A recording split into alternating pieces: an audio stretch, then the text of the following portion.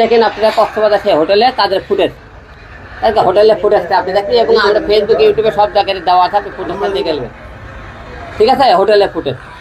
দেশবাসীর কাছে আমি ক্ষমার দৃষ্টিতে দেখছেন, আমি একটা ভুল করছি, যে রিয়া মনিকে নিয়ে আমি কয়েক আমার জীবনটা নষ্ট করতে চাইছিলাম, এবং মনে করেন তাকে আবার ফিরে এনে ভুল, আপনি তাকে একবার ক্ষমার দৃষ্টিতে দেখে তাকে আমার জীবনে নিয়ে আসে।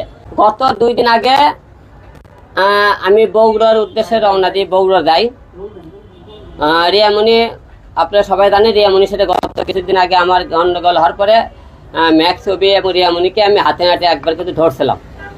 তারে আপনি পরে কে অভিনয় ধরার পরে সে আমাকে বলেছিল আমাকে শেষবারের মতো আরেকবার সুযোগ দেওয়া হোক।